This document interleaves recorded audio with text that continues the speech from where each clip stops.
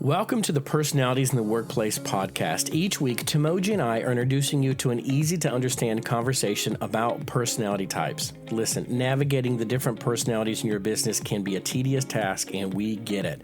But we believe that once you understand what drives and stresses those you work with, you can better interact and steer those same people toward productivity and success. In order to help, today we're focusing on our 11th personality type, the ISTP, who we call the technician. As we get started here, I'm going to take a very quick moment to do a little shout out to Sage Garden Care Center, who is sponsoring this episode of Personalities in the Workplace. We would love to work with you. Go check out what we offer and how we can help on our website, www.sagegardencare.org. All right, let's jump into our podcast.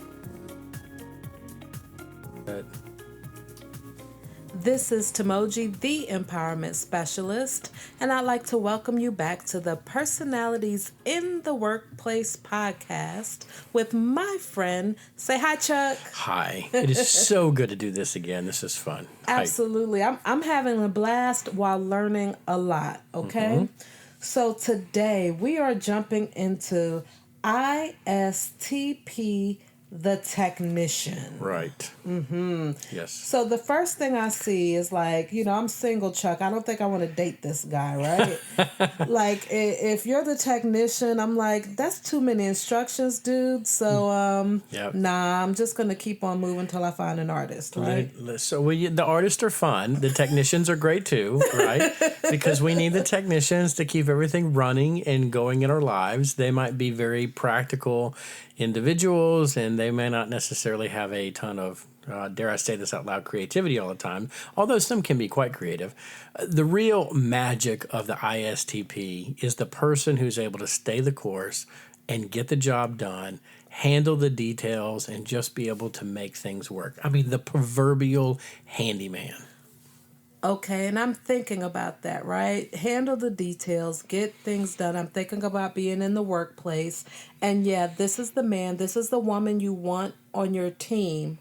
However, what about seeing the roses along the path, Chuck? Do the ISTPs see the roses along the path to completion? Well, so they do. Here's the real benefit to the ISTP. So when I think of the ISTP, I think of maybe like a maintenance person, or maybe someone who's in some administrative work. Because here's the thing: is they look at the details of what needs to be accomplished, what needs to be done, and then they just go about and doing it. And the great thing about them is they have this P on their personality code, which we remember to be the perceiving component. And the way that they're a little different from their ISTJ counterparts, ISTJs love their rules and their structure and order, and everything has to be just right. ISTPs have a certain flexibility about them, and they don't necessarily move with the same rigor that ISTJs do. And in that flexibility, they're able to accomplish tasks and get things done with creativity and adaptability to the process. So if they're walking into the front of a building and the roses are askew and they're out of order, they know how to fix it. Not because they care about the roses, right? They don't care about the roses, but because if you're going to have roses there, you might as well make them look good. I see. So I'm thinking about their strengths, and I'm looking at these wonderful cards that you've developed. Mm-hmm. And their first two strengths you have is that they're authentic and adventurous. Mm-hmm. And then I see diagnostic. Right. Underneath. And I'm like, which one of these things don't belong, Chuck? One of these is not like the other. Right. Well, so I think you can put all this together. So, for example, let's kind of jump into a different field. Imagine you have yourself a rock climber, right? Someone who could quite easily fit into the ISTP category.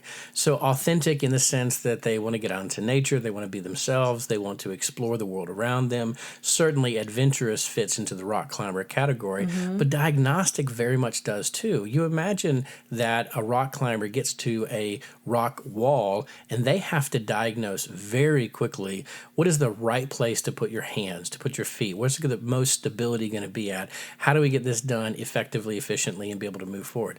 And they're doing that as an introvert in their head with great efficiency. Which is why I only made it halfway up the rock wall. Yes. Right. Because I was looking at too many people down below and want to have a conversation with them, not staying focused. Right. And, I kind of wanted to paint the walls special colors. And right. if these little notches were color coded and it would tell me which notch to go. Okay. So it's people like you that create the indoor climbing wall that people like ISTPs find possibly repugnant. Right. Right. So they're authentic, adventurous. Yeah. They're diagnostic, but they take initiative. And who doesn't want someone in the workplace, right? Right. That takes initiative. Absolutely. And not only takes initiative, but would probably prefer that you just leave them alone. Like, I know how to do my job. I know what my responsibility is. Here's a problem. I'm going to go fix it. Just stay out of my way and let me do my job. Because I would venture to say that most ISTPs would say that the average individual working with them probably doesn't know how to do their job nearly as well as they do. And therefore, if you stay out of their way, they're going to get the job done much more efficiently. They may never say that out loud, but that's probably what's going through their head. Well, the more I read the strengths of the ISTP, the technician, and I see they're solution specialists, they're collaborative, committed, lives in the moment, but realistic. I'm thinking like, this sounds like Iron Man. They would probably agree with you. I'm like, can I date Tony Stark? Yeah. They're getting sexier as you go down the list, aren't they? I know. I'm like, Tony Stark. Yeah. Right? But he's like blown up some stuff and, like broken all the rules, but he's smart. Right. You know? And absolutely. And he created all of these for solutions, right? To problems. So I don't know. I'm like, I want to call Robert Downey Jr. right now. Hello, big man. I just found out your type. I imagine to say that Robert Downey Jr. would definitely fall on the extroverted side of that scale. Right. I gotcha. So, so those are their strengths. But now let's talk a little bit about their stressors. So, using the example you gave previously about the roses, right? They don't want to see them growing in all sorts of directions or patches in between them. They want to see order in the rose bush. Well, certainly their ISTJ counterparts would. There's no reason to set something up if you're not going to have order and structure and symmetry to it. The ISTP, I think, would say, if you want them askew, fine. I'll get them askew. It's whatever. I don't care. You just do it however you want to do.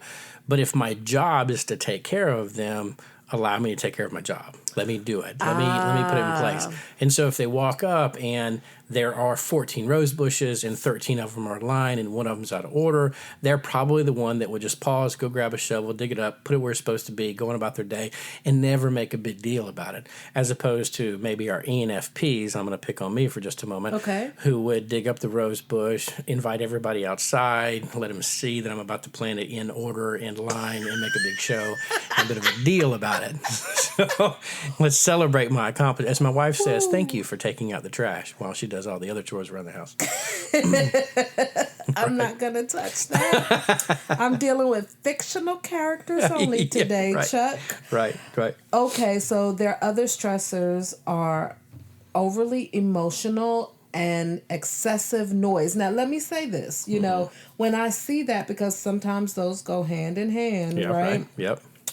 People being overly emotional and that excessive noise. So do these people have to work in silence? Tell me what that looks like in the workplace, in a factory. If you're an ISTP technician, you would probably be awesome at some of that factory work. However, there's noise. Right.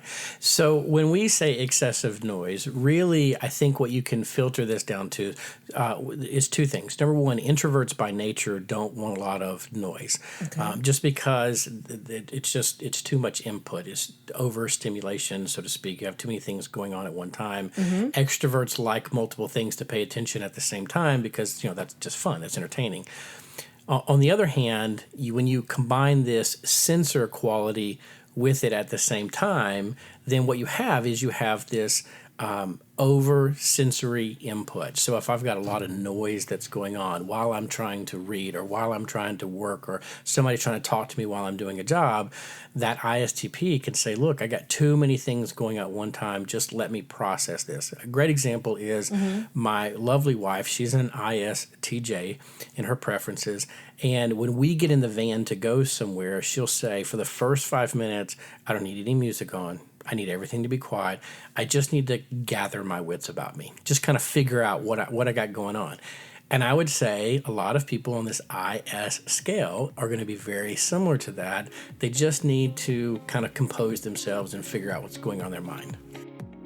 We want to take a brief moment here to tell you about Sage Garden Care Center and why we've made this podcast available to you. Every business can optimize productivity by educating their leaders, managers, and employees of their blind spots and pain points.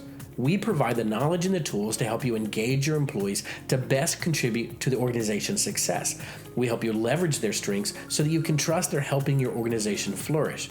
As an optimization coach, I help companies nationally and internationally unify their teams, effectively engage conflict, communicate well, and bolster their aptitude for success. Whether you work with a company, a church, an NGO or nonprofit, an education center, or anything else, we have trainings that will help your team. Learn more at sagegardencare.org and look for Chuck's Coaching under the Services tab. Schedule your free consultation appointment today, and we will discuss a plan that fits your budget, your needs, and your goals. All right, let's jump back into our conversation. Okay, and so I'm thinking about this ISTP person and that their mind is constantly on information and order, information and order, information and order. So again, how do they see? It's like you're fascinated by them, like they're right. in a cage at a zoo, and like, why do you do it that way? That is so odd. What an unusual monkey you are. Chuck, I'm just saying, like, information and order, information and order. Yeah. But it's okay to, like, think about nothing sometimes. You know, that there's this concept called no mind. And it talks about clearing your mind. It's a motion technique, right? Where you clear your mind and think about nothing. So can the ISTP think about nothing? Well, you know, I can't say for sure on that one. I think that anybody who fits into the male spectrum can probably get into the nothing box at some point in time. I think most men have the ability I didn't to say get it. that. I'm just saying. I did not say that for the record because somebody's going to write in. That is I think that's probably outside of the personality purview. That's kind of the male thing. But look, as personalities go, I think this personality type is wired to always be thinking about what can be fixed and what can be done better. How can I improve upon this thing that needs to be done? And so they probably are often looking for problems, not because they just want to identify problems, but because they want to be the ones who fix and solve them. So in the workplace, one of the stressors can be is you've got an individual who's hardwired to look for problems. And in social settings or when tasks need to be completed, they might be the person standing on the side going, well, this is not going to work, or this isn't working right, or we need to fix this or do this. And for the people who are intuitives and they're big thinkers and they're thinking of opportunities and they're really creating ideas, the ISTP is the person going around squashing their bubble, just right. And I'm looking at them going, dude, this is a party. Yeah, right. This is the end of year celebration. Have a little fun. Right. You know? Yeah, how can we if that light bulb's out? Let's go fix it. Right. Okay. So this person, their sensing side, in terms of, you know, using that concept, it's the end of year staff party. Nobody cares that picture is hanging on the wall crooked, right? But they see it and they want to fix it. And will probably attend to it and may very well be carrying one of those little knives that have all the tools on the side of them. Oh my goodness. And we'll whip it out and start fixing it right there. Yes. Okay, so let's talk about some areas for growth. If we have this ISTP person as one of our staff members, what can the manager of that ISTP person do to help them develop in that sensing area. Okay, well, I think there's a couple of things. Number one, ISTPs have a tendency to be incredibly resourceful. They know how to get things done and how to fix things. So give them a project to fix and to work on. Now, I'm not necessarily saying keep them busy so you don't have them, working in other areas or doing stuff, right? Well. Some of them may enjoy being busy, but the reality is they are resourceful. Give them a project to work on. Otherwise, they may go find something on their own, and they may not be utilizing time quite as well as you'd like for them to. Okay. Secondly, listen to them. Highly observant people, very observant people. And so they're walking around and they will probably see things that the average personality type may not witness and may not see. And because they're introverted, they're probably used to having people speaking over them, not noticing them, not saying something. And if you take a moment to just pull them off to the side and say, hey, listen, what do you see going on here in the workplace that could be improved? How can we make this work better? I bet you they got a wealth of ideas that are being underutilized and that they haven't shared with anybody. And then I think the final thing is independence. Really, give them their independence. When you give them a job, set them loose to go do the job. If you have an ISTP that's in charge of a team, ensure that they have training on leadership abilities to lead other people within their team. But for the most part, give them the autonomy to really be able to get the work done, but make sure that they're utilizing the people on their team and they're not trying to do too much on their own by themselves. I see that reminds me of one of my favorite Steve Jobs quotes where he said, you do not hire good people and tell them what to do. You hire good people and let them tell you what to do. Yeah. And he was amazing at finding people who were experts in whatever their area was. And they were so laser focused. I think they were technicians. Yeah. This personality, the ISTP, and they were specific to an area and they were the best always. Yep. Right. Absolutely. Always. And he was amazing at putting those people together to get the job done. I think one of the other things can be real frustration if you are an ISTP personality type. One of the things that can be easy to do is for people to dismiss this personality type and look down because they see them as a handyman, as a technician, as someone who is blue collar, maybe in the way that they approach projects and concepts. Don't make that assumption too quickly. I think there are some people who are quite insightful, and blue collar is not inherently bad, right? Blue collar, Tony Stark can get a lot of stuff done well. So let's value the contributions that they bring to the table, but also remember that if you just need to get work done, these are the people who they're gonna get the job done and not be distracted by other people that they want to talk to. Well, I believe all dream teams need, a variety of personalities, but the technician is extremely valuable. I think so. To the team. And so if those of us who are a little bit more artsy and, feely, really value the ISTP personalities, that, we'll understand what value they bring to the table and are able to tap in on those, Chuck. Yeah, absolutely. Okay, well, thank you. Thank you for the revelations today. And like I said, Iron Man, call me. Right, so that, and the number is 336-867-5309. All right, tell Jenny we said hi. All right, have a great day, everybody. All right, bye-bye. Thank you for listening to episode 16 of the Personalities in the Workplace podcast. Remember to check out the show notes for stuff to help you with personalities in your workplace. There are these super cool personality cards that we mentioned. Just imagine if everyone in your office had one and you knew what strengths they possess or what stresses them out before you even begin your conversation.